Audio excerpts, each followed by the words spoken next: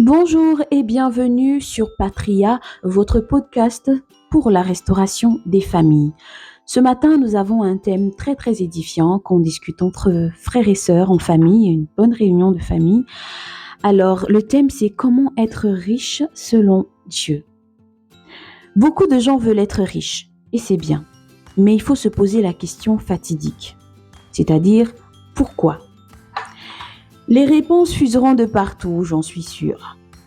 Mais est-il nécessaire d'être riche juste pour le plaisir? Ou y a-t-il une vraie raison pour laquelle nous devrions rechercher la richesse? Faisons un petit tour dans les Saintes Écritures et comprenons c'est quoi être riche selon Dieu. Premièrement, il est important de comprendre que nous devons être riches pour Dieu d'abord. Ça veut dire que nous ne mettons pas notre espérance dans les richesses, mais en Dieu, même si nous possédons beaucoup.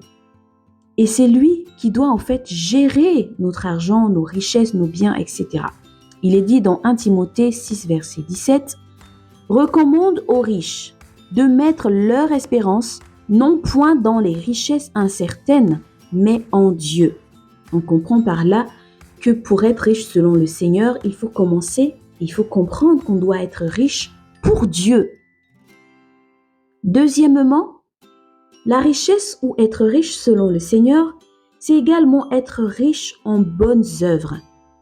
Ça veut dire que notre capacité à être riche, qui nous donne le pouvoir de faire du bien, ne doit pas nous priver d'être généreux et généreuses. Nous ne devons pas nous priver de faire du bien. Au contraire, dans 1 Timothée 6, 18, il est toujours dit au sujet des riches qu'ils fassent du bien, qu'ils soient riches en bonnes œuvres. C'est pourquoi, sache que ta richesse, c'est pour multiplier les bonnes actions. Troisième point, être riche en paroles et en connaissances. Notre richesse se mesure aussi à notre niveau d'intelligence, de connaissance et de parole.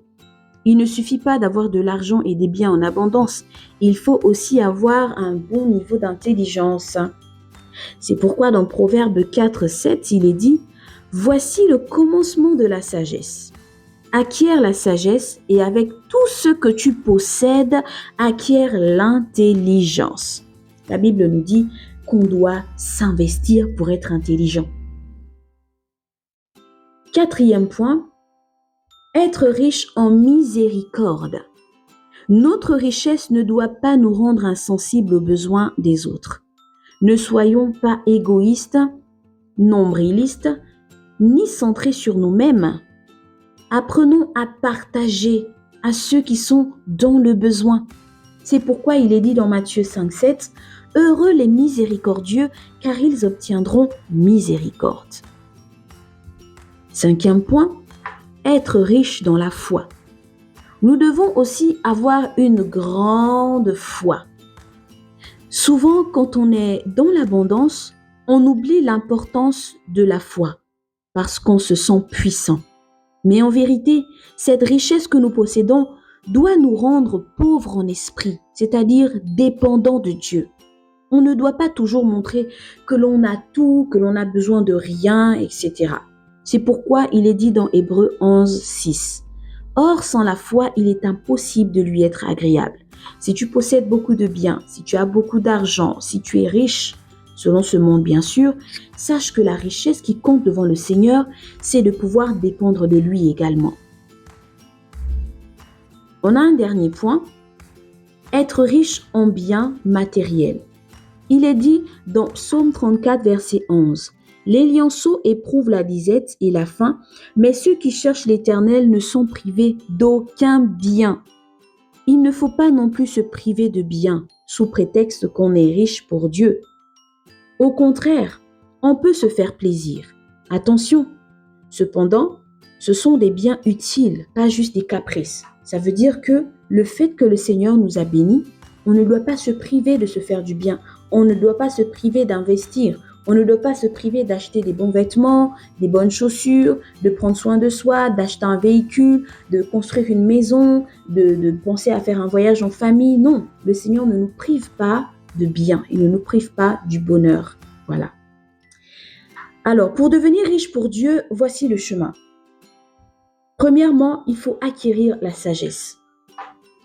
Il faut chercher la sagesse. Pour toutes les personnes qui veulent être riches pour le Seigneur, j'ai envie d'être riche. Il y a tellement de personnes qui veulent être riches aujourd'hui. Les gens poursuivent la richesse, l'argent, les biens. Mais pour les chrétiens, pour ceux qui aspirent à être riches selon le Seigneur, premièrement, il faut acquérir la sagesse. Parce que la Bible dit dans Proverbe 8, 18, « Avec moi », donc en parlant de la sagesse, « avec moi sont la richesse et la gloire, les biens durables et la justice. » Ça veut dire que la sagesse va t'emmener à devenir riche. C'est pourquoi il faut méditer la parole, il faut chercher le Seigneur pour acquérir la vraie sagesse. Deuxième chose à faire, il faut donner généreusement.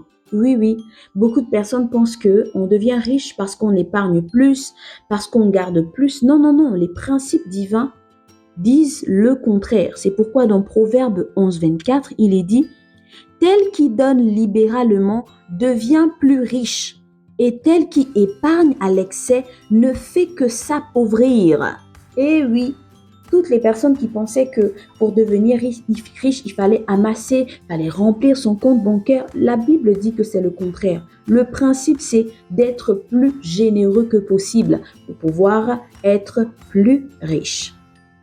Troisième point, acquérir cette richesse honnêtement. Beaucoup de personnes pensent qu'il faut rentrer dans les magouilles, il faut faire des fraudes, des faux papiers, etc. pour acquérir la richesse selon le Seigneur. Pas besoin de te compromettre. Tu es un enfant du Seigneur, tu appartiens au royaume de la justice. C'est pourquoi la Bible dit dans Proverbe 13, 11, « La richesse mal acquise diminue, mais celui qui amasse peu à peu l'augmente. » Alors le Seigneur te dit, ne cours pas après la richesse. Apprends à amasser peu, parce que c'est justement en amassant peu que tu finiras par augmenter tes biens. Quatrième point, cultiver l'humilité et la crainte de Dieu. Beaucoup de personnes pensent que pour devenir riche, il faut être imbu de sa personne, il faut être orgueilleux, il faut être égocentrique, il faut mépriser les gens, écraser les gens. Non. La Bible dit dans Proverbe 22, 4, « Le fruit de l'humilité, de la crainte de l'Éternel, c'est quoi ? C'est la richesse, la gloire et la vie. » Cinquième point, travailler de ses propres mains ou encore créer des entreprises, entreprendre, etc. La Bible dit dans Deutéronome 28, 8, « L'Éternel ordonnera à la bénédiction d'être avec toi, où ça, dans tes greniers, mais aussi dans toutes tes entreprises. » Pour vivre la richesse du Seigneur, la Bible nous dit qu'il faut avoir des entreprises. Il faut travailler de tes mains. Il faut entreprendre. C'est par là que cette bénédiction qui est sur nous, parce que la Bible dit qu'il a ordonné. Donc la bénédiction a reçu un ordre de venir remplir nos greniers, mais également de pouvoir faire prospérer nos entreprises. C'est pourquoi, bien aimé, il faut créer des entreprises. Sixième point et dernier, il faut faire du bien aux pauvres.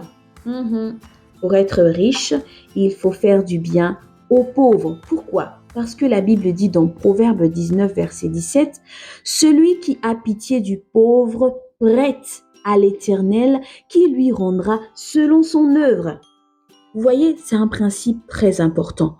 On nous dit que si tu as pitié, compassion, si tu fais du bien à quelqu'un qui est pauvre, tu es en train de prêter au Seigneur. Donc, tu as une dette. Le Seigneur a une dette envers toi. Il va forcément te le rendre. Et sache que si c'est lui qui te rend, il ne te rendra pas comme dans le monde. Il ne te rendra pas comme un homme, un humain peut-être avec qui tu as pris, tu as une dette.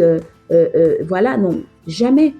Il te rendra selon l'immensité de sa richesse. Donc, imagine la chose. C'est pourquoi nous allons conclure en comprenant que être riche selon Dieu, c'est avoir une richesse qui bénit les autres, qui élève les autres et qui ne nous éloigne pas de lui. Nous devons rechercher à avoir le cœur pour le Seigneur. Oui, avoir des biens, c'est de l'argent, des richesses matérielles, c'est bien, mais encore plus avoir le cœur de Dieu. C'est pourquoi sois béni et que le Seigneur te rende riche selon lui. Amen. Merci à toutes. Alors on se dit à très bientôt pour un autre podcast sur la famille.